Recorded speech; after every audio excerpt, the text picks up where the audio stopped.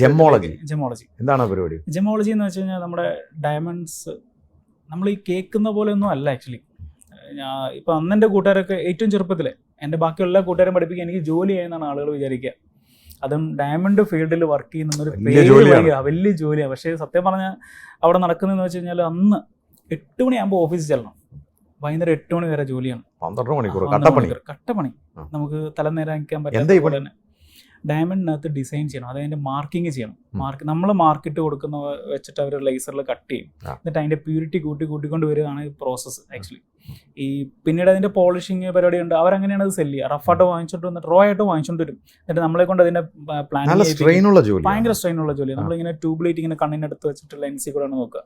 ഞാൻ ഈ ഗ്ലാസ് വെച്ചിരിക്കുന്ന ആളുകൾ പറയും ഞാൻ സ്റ്റൈലിന് വേണ്ടി വെച്ചിരിക്കുന്നത്. അങ്ങനെയല്ല, ഞാനിത് ഊരി കഴിഞ്ഞാൽ എൻ്റെ കണ്ണിൽ കൂടെ കൂടെ വെള്ളം വരും ഈ ലൈറ്റ് അടിച്ച് കഴിഞ്ഞാൽ. അപ്പോൾ അത് കുറേ ചെയ്യുന്ന എല്ലാവർക്കും ഒരു പ്രോബ്ലം ഉണ്ടാകും. എന്ത് സാലറിയിലാണ് അന്ന് ജോയിൻ ചെയ്യുന്നത്? അന്ന് സ്റ്റാർട്ടിംഗ് എന്ന് പറഞ്ഞാൽ 2000 രൂപ.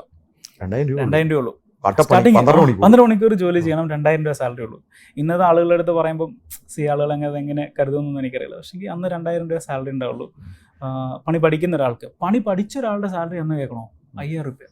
അത്രേ ഉള്ളൂ.